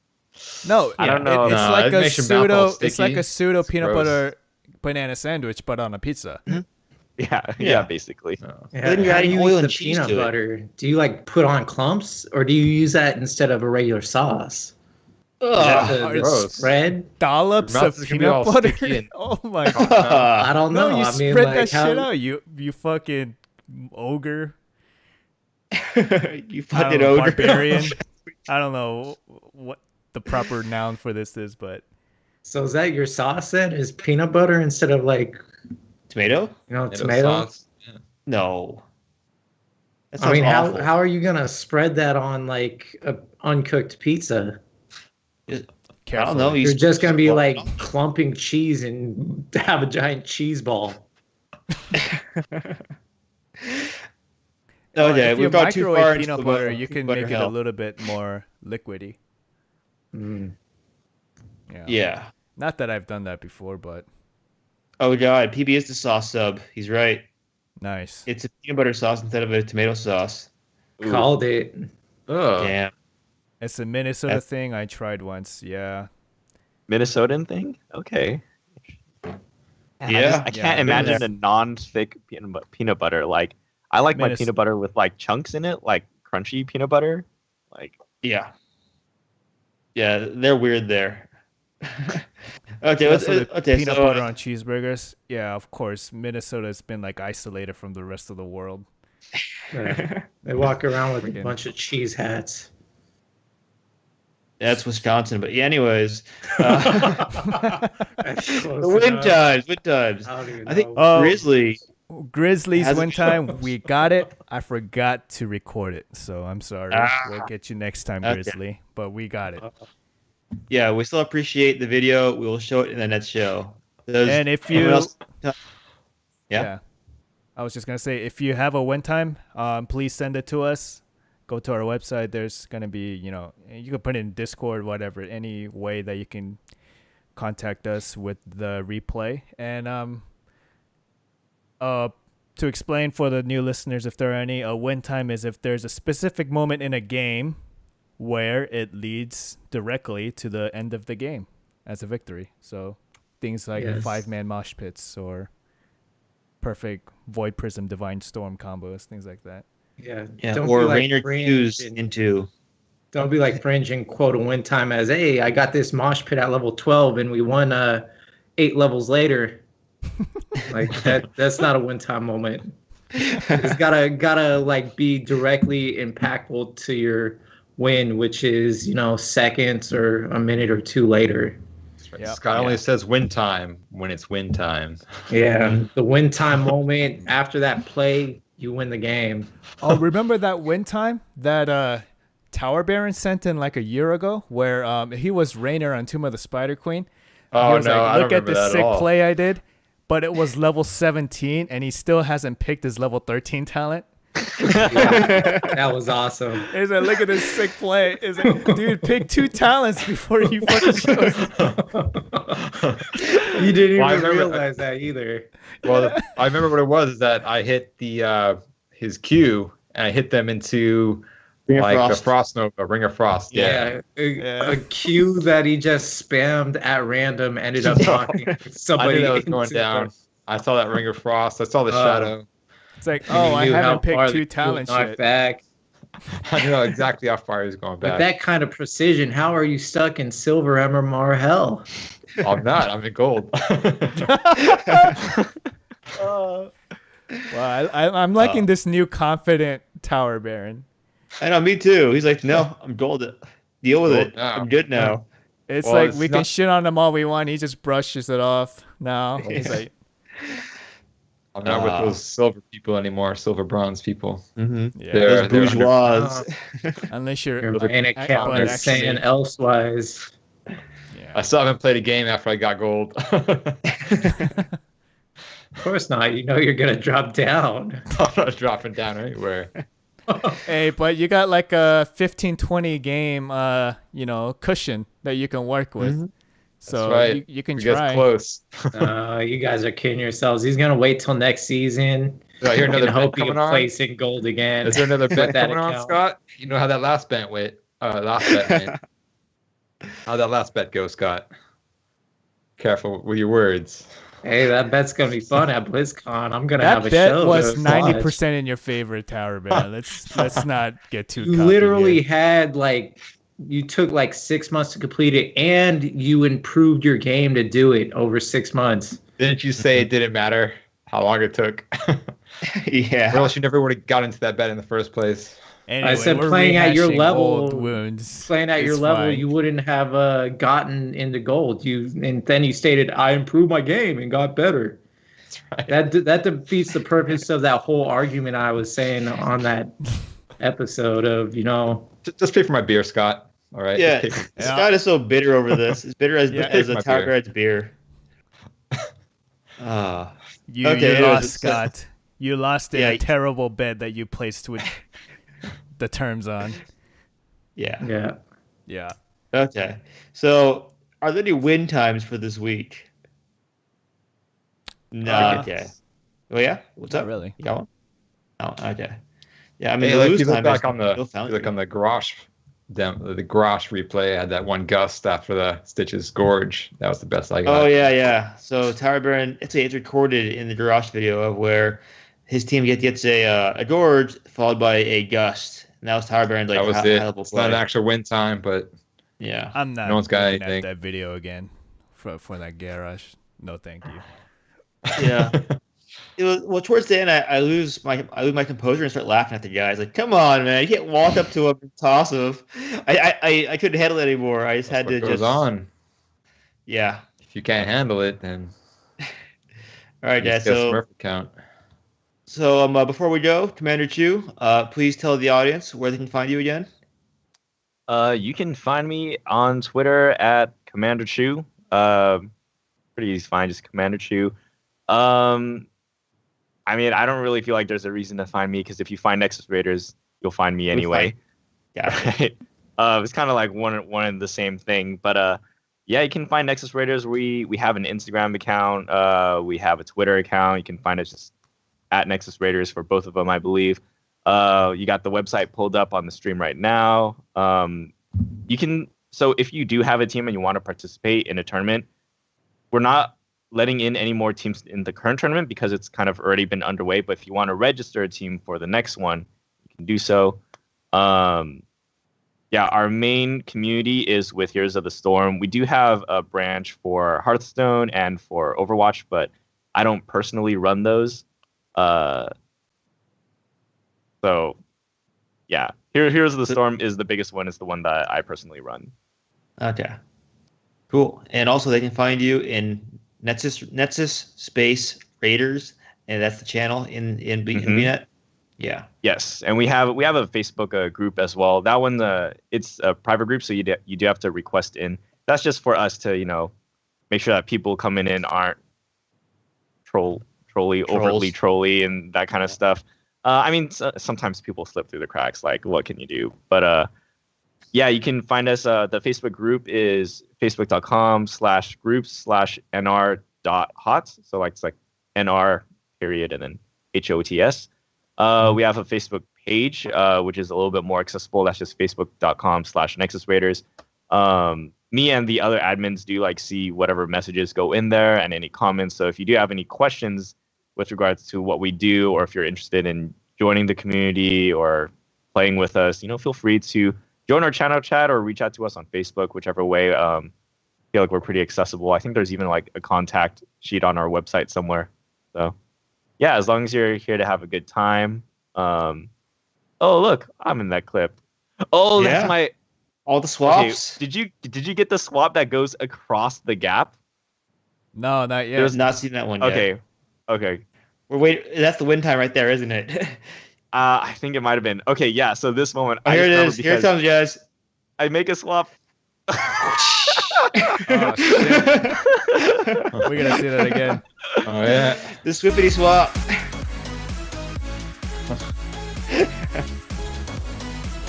Well.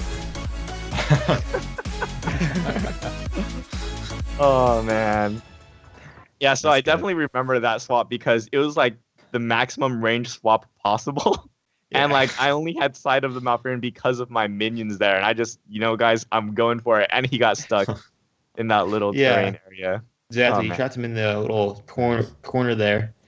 All right, guys. So with that amazing win time, we'll end it up. Cool. And once again, Commander Chu, thank you for joining us. My pleasure. Tower Baron, take us home. And that's our show, and we'll see you in the Nexus. All right. Bye-bye. Well done. Right. Yeah, everyone blow ASAP. Now go. Jesus Christ. He missed it! Last one was so much better. He missed it. That's the outro. We're good. The miss on this station.